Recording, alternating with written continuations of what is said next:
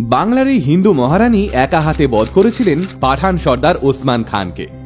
মুঘল সম্রাট আকবর পর্যন্ত বাংলার এই মহারানীর বীরত্বে মুগ্ধ হয়ে তাকে রায় বাঘিনী উপাধি দেন। পাঠান, আফগান, মুঘল বাংলার এই মহারানীকে জমের মতো ভয় পেতেন সবাই।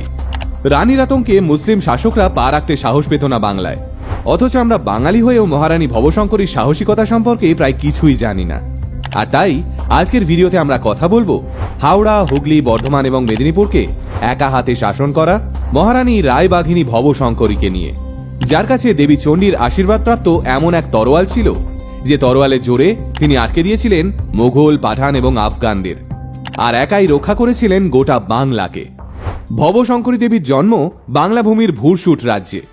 তখন হাওড়া এবং হুগলি জেলাকে একত্রে ভুরসুট বলা হতো, কারণ তখন এখানে দেশের তাবর তাবর বণিক বা ভুরিরা বসবাস করতেন।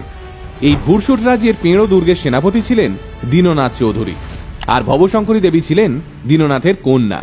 খুব অল্প বয়সে মা মারা যাওয়ায় বাবার কাছেই মানুষ হয়েছিলেন ছোট্ট ভবশঙ্করী। খুব অল্প বয়স থেকেই বাবার কাছে ঘোড়া চালানো, অস্ত্র চালানো এবং তীরন্দাজিতে পারদর্শী হয়ে ওঠেন। ভবশঙ্করী দেবী যখন বড় হন তখন ওর বিবাহ হয় ভুরসুটের রাজা রুদ্রনারায়ণের সঙ্গে। কিন্তু সন্তান প্রতাপ নারায়ণের জন্মের পরেই মারা যান রুদ্রনারায়ণ, আর তারপর বহু কষ্টে নিজেকে সামলে নিয়ে ভুরসুটের সিংহাসনে মহারানী হিসেবে বসেন ভবশঙ্করী দেবী। সেই সময় সারা ভারতবর্ষে মুঘল, পাঠান আর আফগানরা মিলে লুটপাট চালাচ্ছে, দখল করে নিচ্ছে একটার পর একটা রাজ্য। বাংলাতেও তখন কিছু অংশে ঢুকে পড়েছে মুঘল এবং পাঠানরা। এদিকে সিংহাসনে বসার পর থেকেই হাওড়া এবং হুগলি ছাড়িয়ে বর্ধমান এবং মেদিনীপুরেও সাম্রাজ্য বিস্তার করে ফেলেন মহারানী ভবশঙ্করী। ছোটবেলা থেকেই দেবী চণ্ডীর পুজো করতেন মহারানী। লোকমতে দেবী চণ্ডীর আশীর্বাদ ছিল মহারানীর ওপর। ভবশঙ্করীর তরোয়ালে নাকি নিজে শক্তি প্রদান করেছিলেন রাজবল্লভী রূপী দেবী চণ্ডী। এক মহিলা শাসককে এহেন দ্রুতগতিতে সাম্রাজ্য স্থাপন করতে দেখে আঁতে ঘা লাগে পাঠান সর্দার ওসমান খানের। কারণ তখন চতুর্দিকে ভবশঙ্করী দেবীর রমরমা। একের পর এক দুর্গ স্থাপন করছেন, মহিলা সেনাবাহিনী তৈরি করছেন। গরিব দুঃখী প্রজারা রীতিমতো মাথায় তুলে নাচছে মহারানীকে নিয়ে। ভবশঙ্করীর এই উত্থান দেখে ওসমান খান একটা ষড়যন্ত্র করলেন। ভবশঙ্করীর বিশ্বস্ত সেনাপতি চতুর্ভুজ চক্রবর্তীকে তিনি কিনে নিলেন বিপুল অর্থের বিনিময়ে। বিশ্বাসঘাতকতা করল চতুর্ভুজ। পান্ডুয়ার গড় ভবানীপুর ছিল ভুরসুট রাজ্যের রাজধানী। এই ভবানীপুর থেকে 14 মাইল দূরে বাঁশডিঙা গড়ের এক কালী মন্দিরে কিছু দেহরক্ষীকে সঙ্গে নিয়ে পুজো দিতে গেছিলেন মহারানী ভবশঙ্করী। চতুর্ভুজ সেই খবর দিয়ে দিয়েছিল ওসমান খানকে। সেই সন্ধ্যায় সদল বলে ভবশঙ্করীর ওপর আক্রমণ চালায় ওসমান খান। ওই কয়েকজন দেহরক্ষীকে নিয়েই সারা রাত যুদ্ধ চালান রানী ভবশঙ্করী। আর অবশেষে পাঠান সর্দার ওসমান খানকে নিজের হাতে বধ করেন তিনি। এক মহিলা শাসকের একা হাতে পাঠান সর্দার বধের খবর ছড়িয়ে পড়ে সারা দেশে। সম্রাট আকবরের মোগল সেনা তখনও বাংলায়। তড়িঘড়ি নিজের সেনাপতি মান সিং এর কাছে খবর পাঠান আকবর, যাতে মোগল সেনারা ভুল করেও ভুরসুটে না ঢোকে।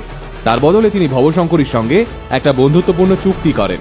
ঠিক হয় কেউ কারো রাজ্য আক্রমণ করবে না। ঐতিহাসিকদের মতে রানীর সাহসিকতায় মুগ্ধ হয়ে সেই সময়ই ওকে রায়বাঘিনী উপাধি দেন সম্রাট আকবর। আগে হ্যাঁ, এতটাই বীরাঙ্গনা ছিলেন মহারানী ভবশঙ্করী। তিনি হাতির পিঠে চড়ে সামনে থেকে যুদ্ধে নেতৃত্ব দিতেন, একা হাতে বুনো মোষের দলকে পরাস্ত করতেন। এতটাই শক্তিশালী একজন নারী ছিলেন তিনি। কিন্তু শেষ বয়সেই মহারানী ভবশঙ্করী ছেলে প্রতাপ নারায়ণের হাতে সাম্রাজ্যের ভার তুলে দিয়ে কাশী চলে যান। সেখানে গিয়ে জীবনের শেষ দিন অবধি সন্ন্যাসিনীর মতো জীবনযাপনও করেন।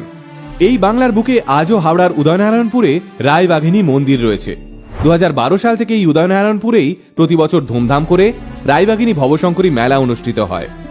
গড় ভবানীপুর জায়গাটাকেও আজ পর্যটন কেন্দ্র হিসেবে নতুন করে সাজানো হচ্ছে। তবে সত্যি কথা বলতে গেলে রায়বাঘিনী রানী ভবশঙ্করীর যতটা সম্মান প্রাপ্য ছিল ততটা সম্মান তিনি বাঙালিদের থেকে পাননি। আমরা ঝাঁসির রানী লক্ষ্মীবাঈয়ের কথা জানি, কিন্তু বাংলার একটা বিস্তীর্ণ অংশকে বহিরাগত শাসকদের হাত থেকে রক্ষা করা ভবশঙ্করীর ব্যাপারে তেমন কিছুই জানি না। আর তাই আলটিমেট মোটিভেশন টিমের একটাই আবেদন, এক বাঙালি মহারানীর এই সাহসিকতার কাহিনীকে যতটা সম্ভব ছড়িয়ে দিন বাঙালিদের মধ্যে, যাতে বাংলার শক্তি জাগ্রত হয়, বাঙালির শক্তি জাগ্রত হয়। আলটিমেট মোটিভেশন, বাংলায় মোটিভেশন, বাঙালির মোটিভেশন।